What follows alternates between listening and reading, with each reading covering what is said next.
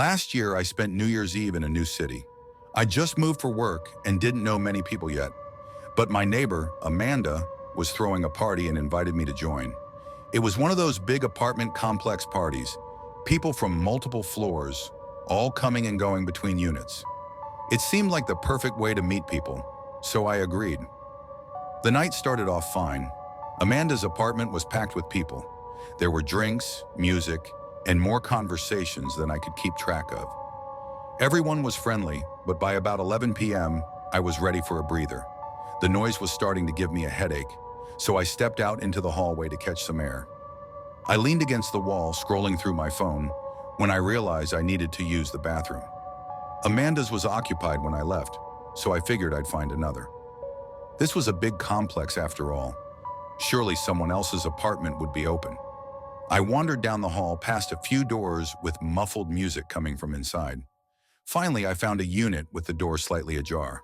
Assuming it was part of the party, I knocked lightly and peeked my head in. "Hello," I called out.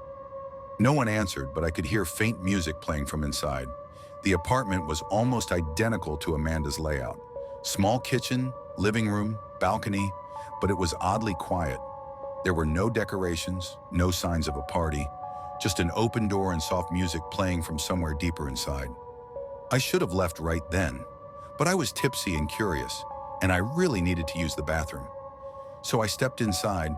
The place looked lived in. There was a jacket draped over the back of the couch, shoes by the door, and an open water bottle on the coffee table. But there was no sign of anyone home. Maybe they went to another unit, I thought. I walked toward the bathroom, which was just past the kitchen. That's when I noticed something strange. The dining table had plates set out for dinner, 3 of them. Each plate had food on it, as if people had been about to eat and just left. The food was cold, like it had been sitting there for hours. The hairs on the back of my neck started to rise. I decided to leave, but not before quickly using the bathroom. I didn't want to make it weird if someone came back and found me lurking. I hurried down the hall, turned on the bathroom light, and froze. There, written on the bathroom mirror in a faint, foggy scrawl, were the words, "Who are you?" My stomach dropped. The mirror looked like it had been wiped recently, and the writing wasn't old, like it had appeared within the last hour. My first thought was that it was a joke, maybe someone trying to mess with partygoers. I splashed some water on my face, tried to steady my breathing, and decided to get out of there immediately. As I walked back toward the front door, I heard something that made me stop in my tracks, a key turning in the lock. I froze. The door creaked open, and I heard footsteps. Someone was coming in. Panic set in. I didn't know how to explain why I was in their apartment. My mind raced as I looked for a place to hide. Without thinking, I ducked into the coat closet near the door and held my breath. 2 voices, one male, one female, entered the apartment. They were arguing softly, their words just loud enough for me to catch bits and pieces. "Hey, left it open?" the woman said. "I swear I locked it before we left," the man replied. "Well, someone's been here. Look at the table." My heart pounded as I realized they weren't talking about me. They thought someone else had been in their apartment earlier.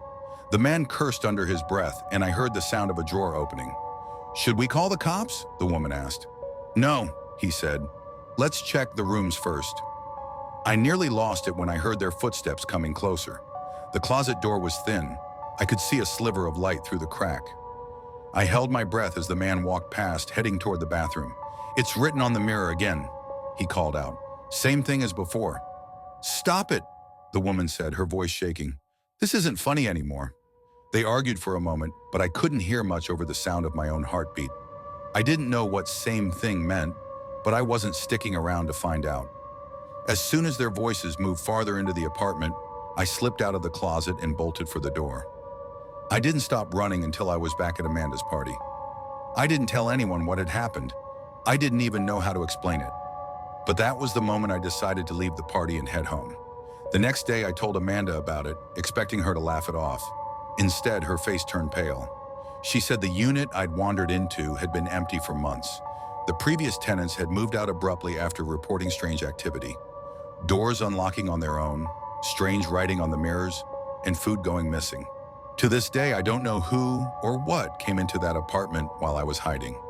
But every time I think about that open door and those cold plates of food, I get chills.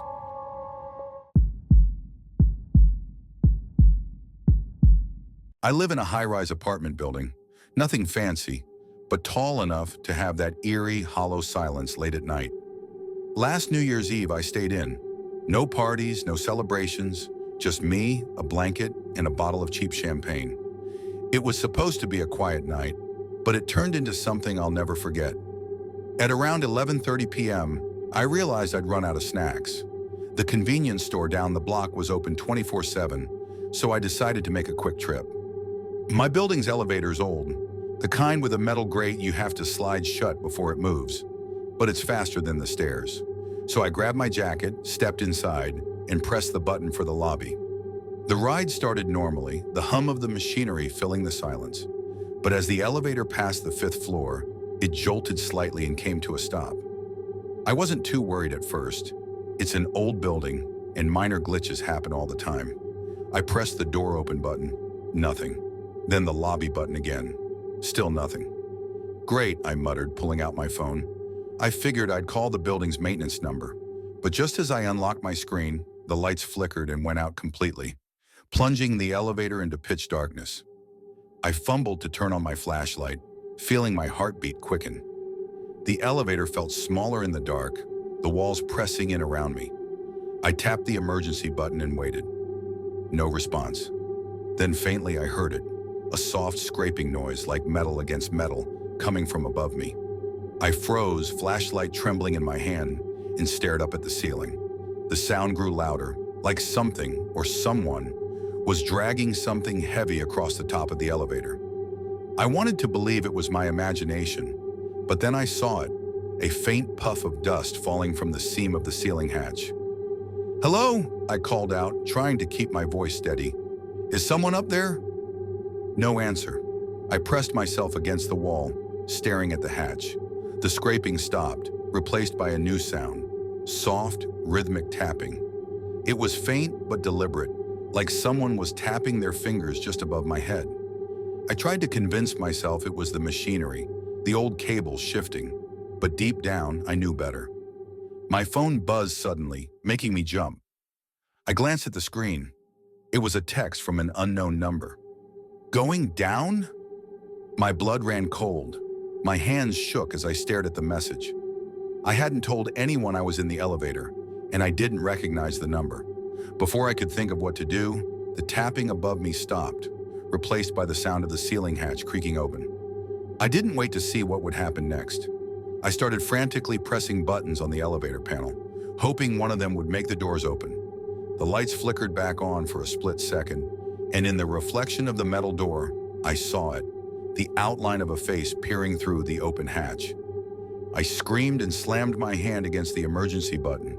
The elevator jolted to life, dropping quickly to the 3rd floor before coming to another abrupt stop. The lights flickered again, and the hatch above slammed shut. Everything went silent. The doors finally opened, and I bolted out, stumbling into the dimly lit hallway of the 3rd floor. I didn't care that I wasn't on the lobby level. I just needed to get out of that elevator. I sprinted to the stairwell and ran the rest of the way down to the lobby. The night concierge was at the front desk looking bored. I ran up to him, out of breath, and tried to explain what had happened. He just stared at me, confused. "Miss," he said, "the elevator's been out of service all night. Maintenance is working on it." I turned and looked back at the elevator. The doors were open, and inside was nothing but darkness. The lights were out, and the out-of-service sign was taped across the control panel. I moved out of that building a month later. To this day, I can't explain what happened that night or who sent me that text. But every time I hear the hum of an elevator, I get a sick feeling in the pit of my stomach, like someone's still watching me, waiting to go down.